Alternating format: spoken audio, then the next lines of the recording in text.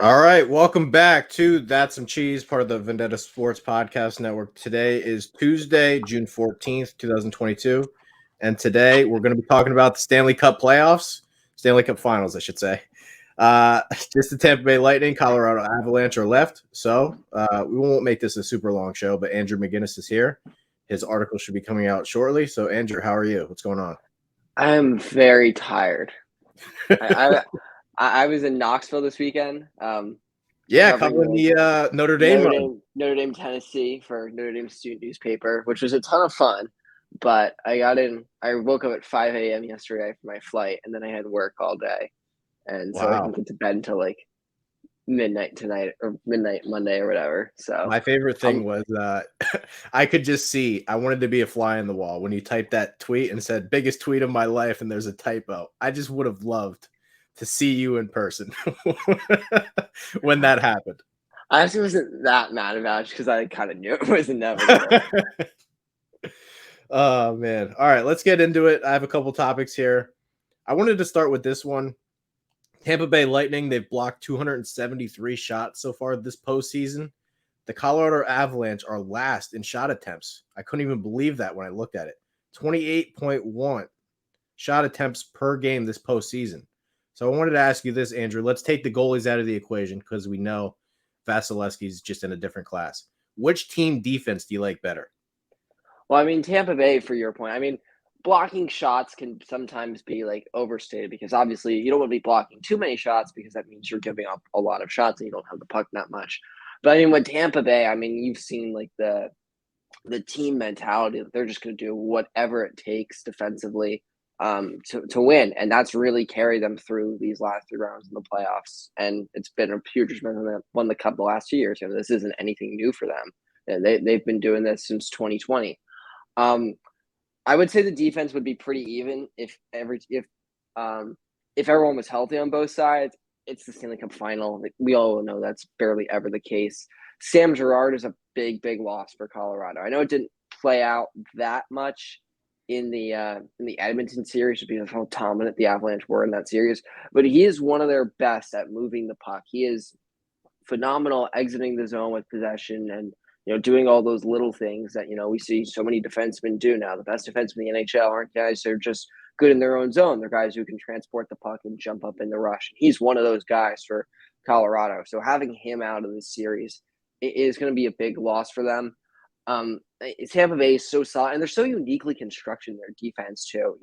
I don't know if there's another team who has their three best defensemen very clearly on three separate pairs, the way they stack it with Hedman, McDonough, and Sergachev all down the left side. So it just makes it so tough for opposing teams. Even one like Colorado's got three, maybe even four lines who can score, but definitely three lines that can score. You've always got one of Hedman, McDonough, or Sergachev on the ice. I know Sergachev isn't, as solid defensively necessarily as, McDonough and Hedman are, but I mean, he's still a pretty good player. It's not like the guys on the right side are total slouches. Obviously, Eric Chernak, probably the best of that group, I would say.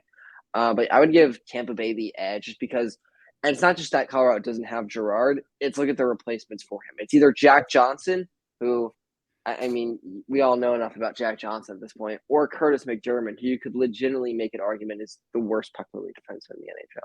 And I wanted to add this: more minutes for Josh Manson isn't exactly a good thing either. I agree, yeah, especially and especially because now you don't have Girard next to him. They have Devin Taves next to him now. I guess that's a way they can combat that. They've been having Taves with McCarr a lot too. Yeah. So it's Manson with who else is on the? Who am I afraid on the left side? Because it's Taves. So it's Taves, McCarr, whatever. Then Manson and Eric Johnson on the right side. Byram. That's right. Bowen Byram.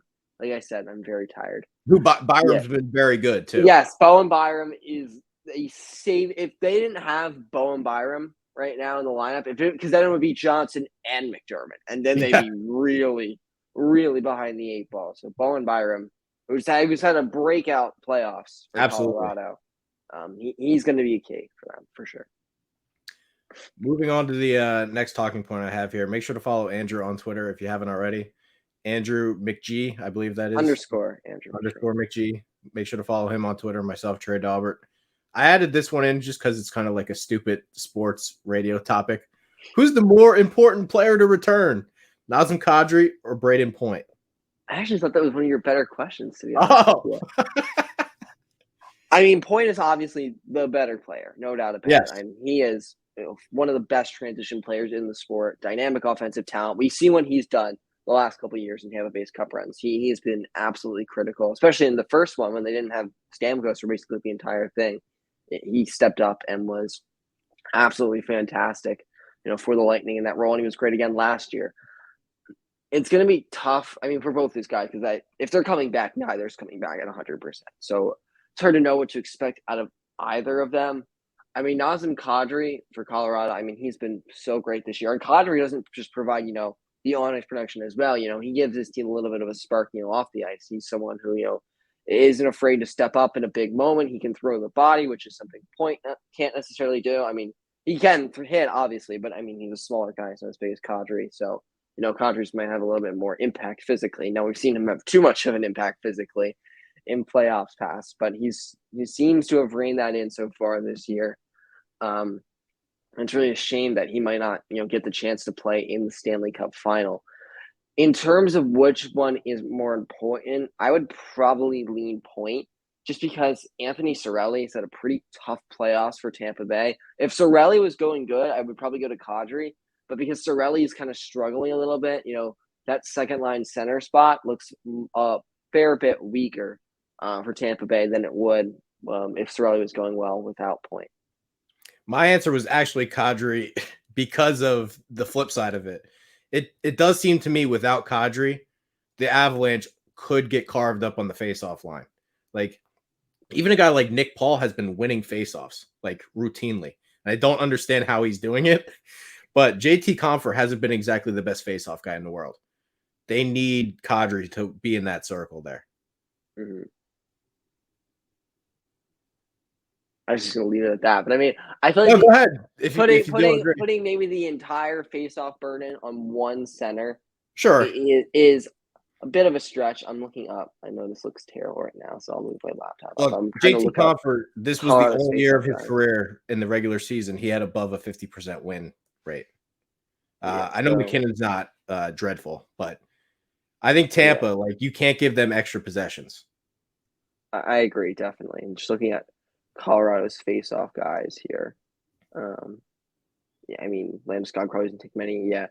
Compher is about 50%, just barely. Surprised Darren. I always thought Helm was a good guy on face-offs, but I mean, yeah, you are right in terms of Colorado not having a lot of strong guys in the face-off circle. And that's those extra 4 or 5 pucks. I mean, they could make the difference. That's something that can really hurt you against a team that is good at playing with possession like Tampa Bay. Whereas a team like Edmonton, Colorado is going to have more of the possession time basically regardless. So, yeah. If Darcy Kuemper doesn't play, we don't necessarily have his status. I guess he should be back, but we don't know. Maybe it'll be a mid-season or mid-series return. How big of a factor is that? If they don't have Kuemper, is it over? I don't think it's over if they don't have Kuemper, just because, I mean, Kuemper was not doing that great in the playoffs beforehand. Now, some of that may have had to do with, lingering effects from that stick he took to the eye in Game 3 of the National Series, I believe it was. But I mean, looking at just moneypuck.com, which is a website that tracks a lot of analytics, Darcy Kuemper, among 30 goalies who have played in the Stanley Cup playoffs this year, is 29th in goal saved above expected at minus 4.4. Only Ville Husso. I was trying to give him more respect. I'm a Kuemper hater. Yeah. I've honestly been a Kuemper supporter over the last couple of years or so, ever since he really broke out. First in LA, but then really broke out in Arizona a couple of years ago. I think true talent-wise, he's a pretty solid goalie. But again, with Kadri and Point, it's just hard to say, especially with something as weird as like a vision issue. You just have no idea if he comes back, just how well he's going to be seeing the puck. And, I think that's a bigger concern than, how fast Braden Point can turn or how well Nazem Kadri can, grip the stick, because those guys can still find a way to contribute in other ways. Whereas if Kuemper, if he's, in there not seeing the puck well, there's really not much he can do. Pavel Francouz has been the definition of average basically in net. He has faced 15.02 expected goals. He has allowed 15. I mean, we've always, heard the question's always been, do you need an elite goaltender to win a Stanley Cup? And the answer throughout time has more or less been yes. You'd argue someone like Matt Murray is no elite goaltender anymore, but he was playing elite hockey during those 2 Pittsburgh playoff runs. Same with Jordan Binnington in the Blues run in 2019. It's interesting because Colorado's gotten this far, not just with guys who don't necessarily have the reputation of not being elite goaltenders, but guys who legitimately haven't put up elite goaltending stats. So it's going to be really interesting if Colorado can overcome this. I wonder if you see teams start to change how they their philosophy behind team building. Right now it seems like obviously everyone knows the importance of goaltending, and that's not going to completely go away if Colorado wins. But then I wonder if teams focus on let's just build the best 18 skaters we can, and just hope we have a decent enough goalie that can carry us through. That's kind of why I argued the Swayman thing last year with the Bruins. It's like, why are we dumping resources into the Linus Ullmark thing? And I know it's a different team, but Colorado, they let Grubauer walk out the door. It really hasn't killed him. If Kuemper doesn't play and they win the cup with Francouz, why, pay up? And because somebody's going to pay Kuemper in free agency with the goalies that are on the market. Why not just go with Francouz and his $2 million cap hit and keep the rest of your guys?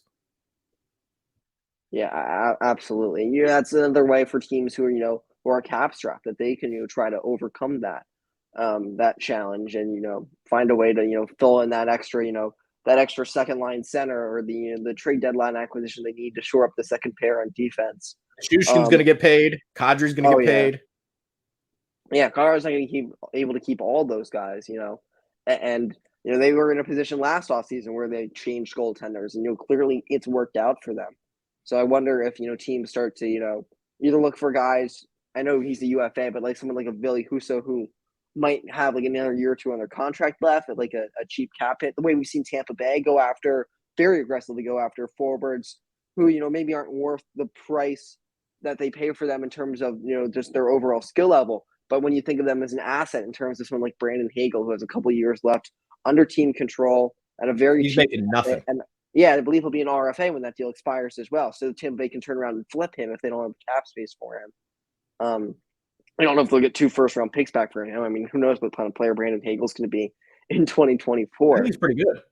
I think he's a solid player as well. Although I know he hasn't been scoring as much since coming to Tampa Bay. But I mean, part of that is he's not as big of an offensive role as he was in Chicago because Tampa Bay just needed him to be in that role.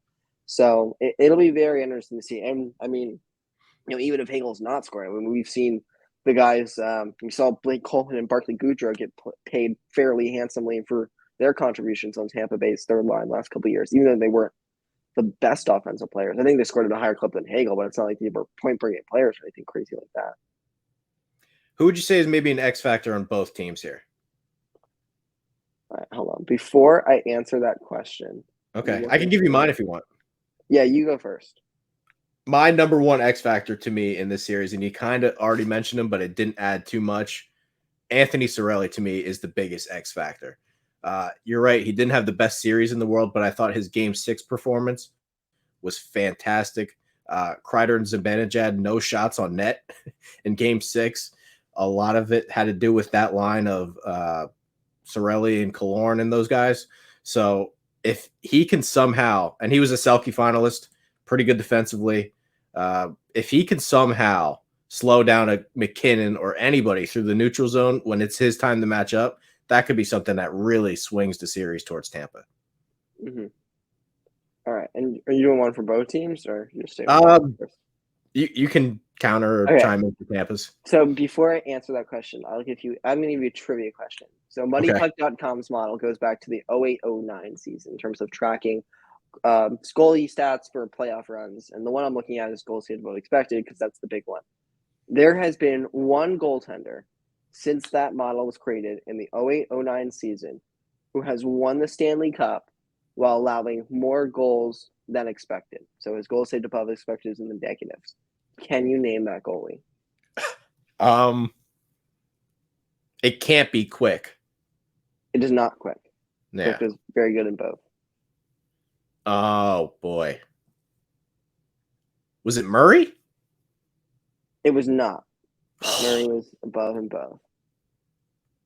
Wow. Okay. Would you like me to give you a hint? Yeah. Okay. I'll give you 2 hints. Eastern Conference team. And actually, if I give you this, no, I wouldn't. It would more or less give it away if I give you. I'll wait for the second hand. But Eastern Conference team. Was it Holtby? It was not Holtby. I think Holtby was number 1 in 17-18. He was number 1? He was number 2. I don't remember it being that dominant. Number 2 in 2017-18, those playoffs. And the goalie ahead of him had won the Stanley Cup, who finished with more goals than expected that year, had won the Stanley Cup earlier and is the goalie who allowed more goals than expected. Just tell me. I'm lost now. It is 2008-2009 with minus 5.5 goals saved above expected. Marc-Andre Fleury. Wow. Okay, so I should have just stayed with the Penguins one. I was thinking like there was definitely a Penguins run that. Damn. Okay. And Antiniemi in the next year as well was 0.3, just above. But of course, it's funny that it's Fleury because everyone thinks of from Marc-Andre Fleury is that in that playoff run is that diving save he made on Nicholas Lidstrom with a second left to prevent Game 7 from going into overtime. So in terms of goaltending, it's not necessarily how many saves you make. It's if you can make the saves when it matters most. Obviously, the goal who makes the most saves in general is probably going to make the most saves when it matters most, as we've seen with Vasilevsky these last couple of years. But see how it plays out. So in terms of you asked for X factors, I know this is kind of an obvious one, but Colorado is so dominant offensively. And we saw last year with Vegas, when you take away their top line, you can win a series against them. And in fairly dominant fashion. But taking away that top line is so hard. And while I agree with you that Cirelli's a good defensive guy and probably the guy to look to up front, Victor Hedman is one of the most, if not the most complete defenseman in the NHL. I know he's a very obvious pick, but sometimes the obvious choice is the right one. Hedman is a beast for Tampa Bay. He's led the team in time on ice in all these playoffs. If there's anyone who should be feeling, the brunt of playing 50 plus playoff games in the last 2 years, probably about 70 now or so, it should be Victor Hedman. So the question, does that finally start to wear down on Tampa Bay, or are they just going to be able to power through it one more time? And then for Colorado, I'll go to the guy you very briefly alluded to earlier. A lot of Colorado's players like to attack off the rush. Obviously, McKinnon and Rantanen are the obvious ones. But guys like Kadri and some of their depth guys as well. They're guys who attack off the rush. Valerie Nichushkin and Gabe Landeskog are the only two guys who are more dominant on the forecheck, I'd say. And Nichushkin has always been an analytical darling, but he is starting to score now as well. He had a very good regular season. He's been productive in these playoffs as well. He's a bit of a red herring in Colorado's offense, just in terms of, he doesn't necessarily look or play like a lot of the guys around him. And that can, when you have a unique player like that, it can be difficult to shut him down because you're focused on, all right, the Colorado Avalanche play this way. We're going to do this, this, and this to combat that. But Valerie Nichushkin can do a couple of different things. And so you can't do some things that, obviously McKinnon and Rant and Kadri can, some of those guys, and even some of their depth guys as well who like to attack off the rush. So I think it'll be interesting if Nichushkin can, find his niche and, be able to maybe exploit some stuff. He's a great the Tampa Bay's doing to combat, Colorado and how dominant they are off the rush. That guy is huge, and his shot has gotten way better since he left the Stars.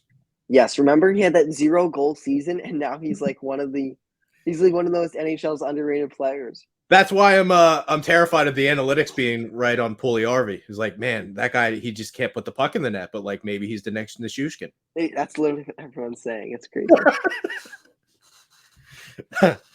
My pick for the Avs is Francouz. If Kuemper's not out there, can he just be above average? I don't have much else on it. I just feel like if he can do his job, goalies are weird. Yeah, if he can just do his job, the Avalanche can win the series. That's all. That's it. Mm-hmm. Oh yeah, who's your pick? Oh yeah, you gave both your picks. Never mind. I did. The last segment idea I had was just to do a little fantasy draft.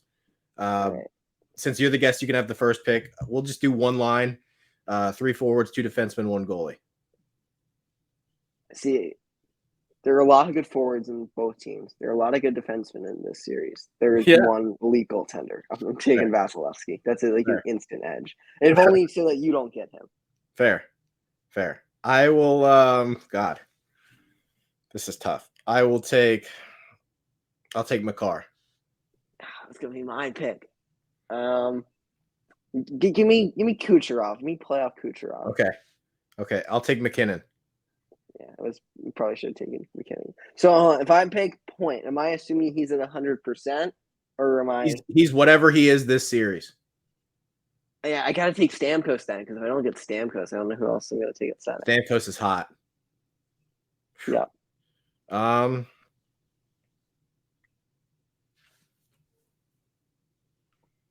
This is hard.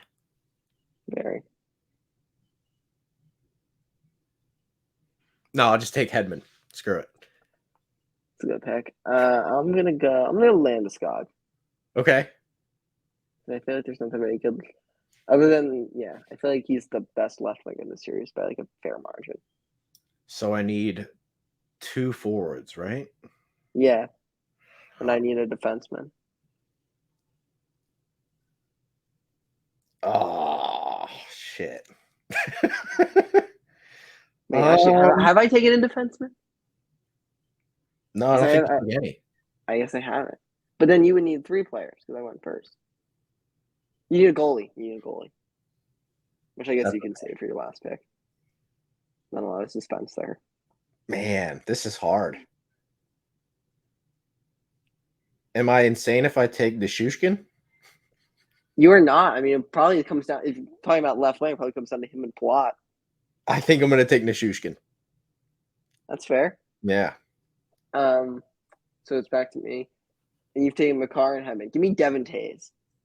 Or Devon Tays. I'm still not sure. Good pick. All right. I think I know after that 2020 playoff series, but alas.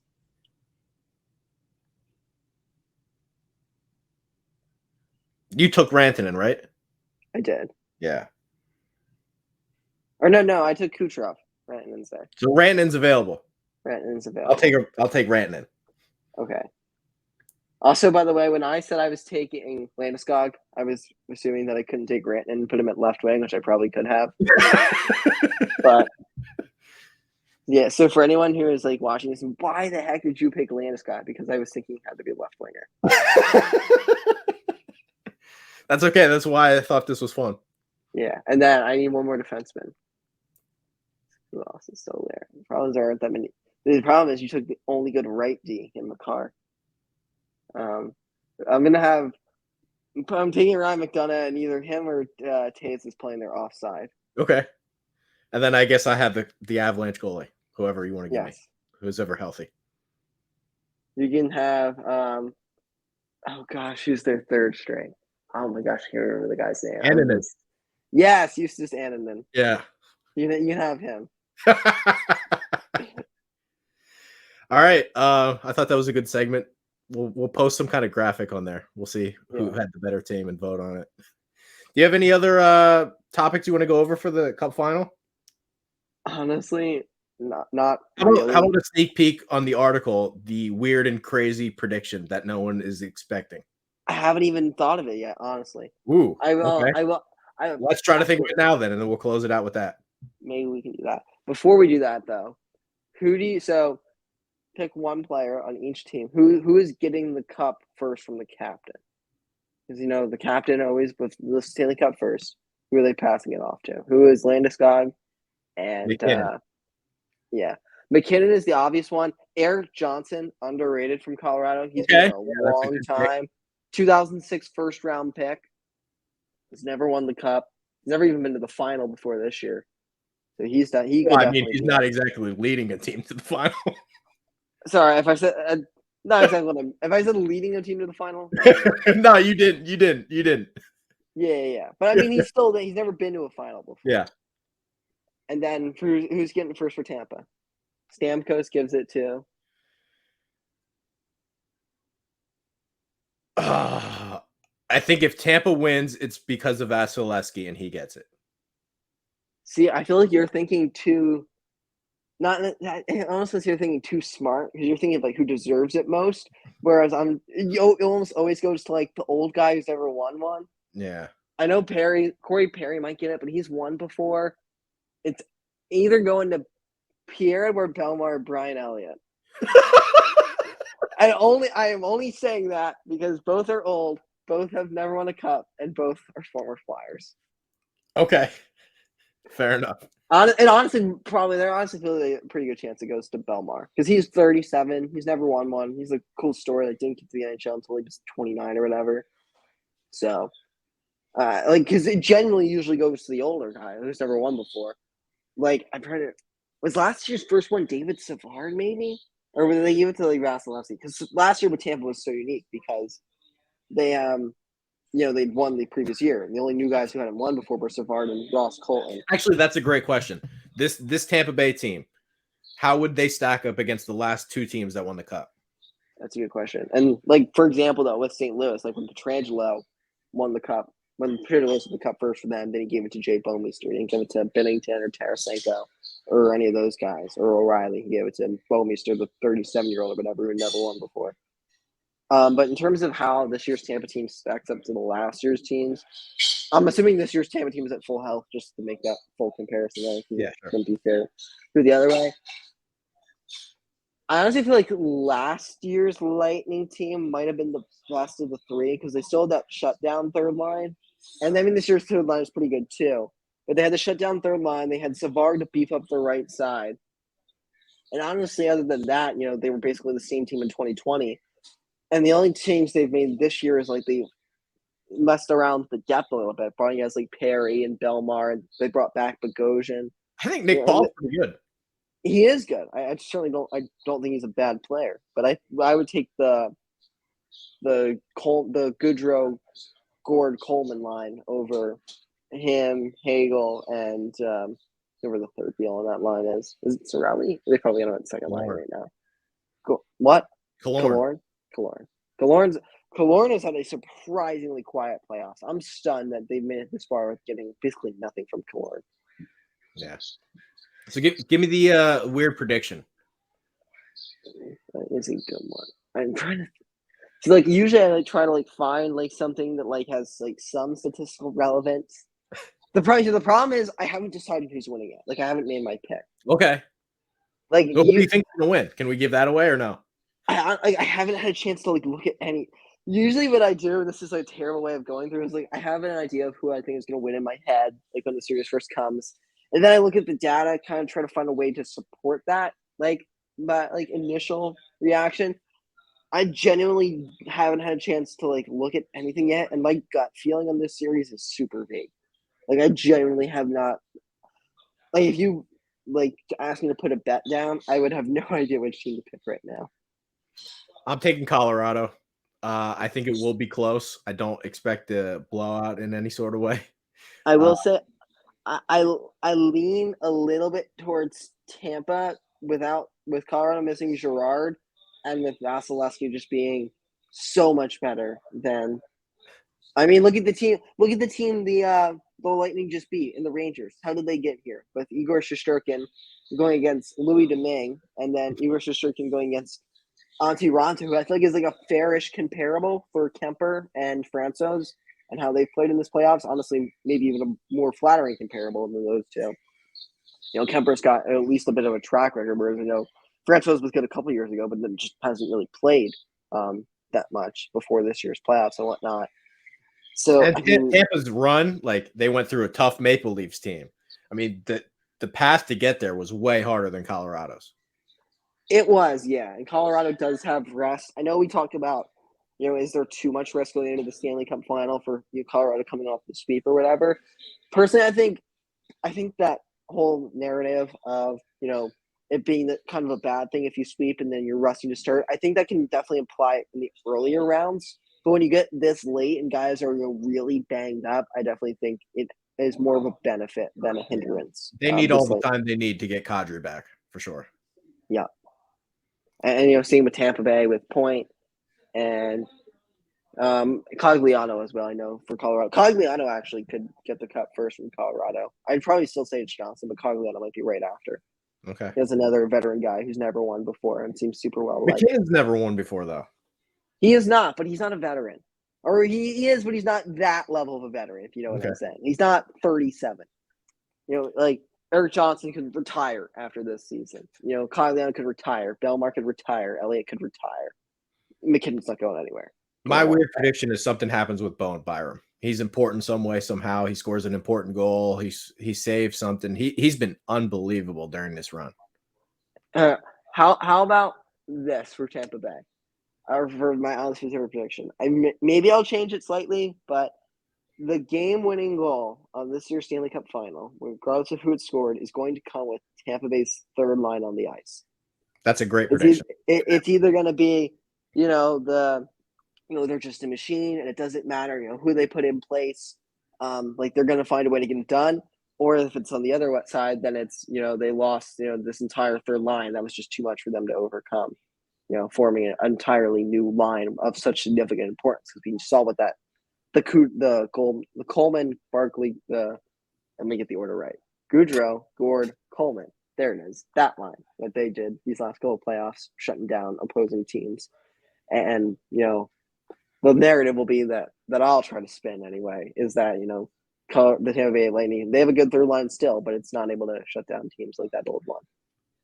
We went a half hour, and I think we mentioned Andre Palat once, so he'll probably do it. We did, and it was me saying that you would pick him over Nichushkin if you wanted to, and you saying, "Nah, I'm good."